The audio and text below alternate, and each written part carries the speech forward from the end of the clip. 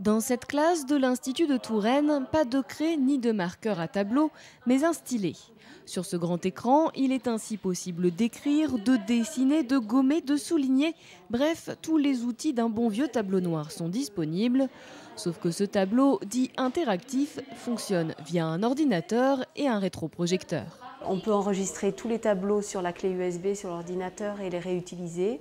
Et puis ce qui change aussi, c'est l'utilisation d'Internet en direct, l'accès à la bibliothèque du centre de ressources et l'utilisation des documents sonores directement sans avoir à courir chercher les documents, les cassettes, les CD. Un gain de temps pour les enseignants et un outil pédagogique particulièrement intéressant, surtout lorsqu'il s'agit de faire comprendre une expression ou un mot à des étudiants qui n'avaient quasiment jamais parlé le français. Pour notre professeur, c'est plus facile de nous expliquer les choses dans les moments difficiles. Par exemple, il y a quelques jours, notre professeur nous expliquait les noms des animaux et quand on ne comprenait pas le nom, c'était très simple. Elle allait chercher l'image sur Internet et nous n'avions plus besoin de la langue pour comprendre.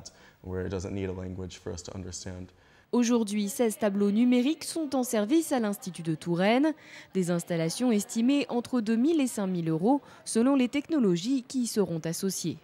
Tout dépendra de la qualité du vidéoprojecteur, s'il est au plafond ou s'il est placé sur un support mural.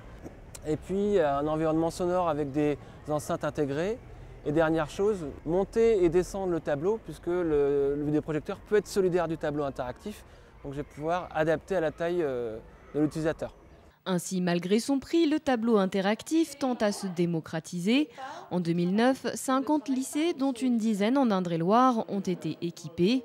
Viendront ensuite les collèges et après le tableau, pourquoi ne pas installer des laboratoires de langue nomades via l'utilisation par exemple de lecteurs MP3.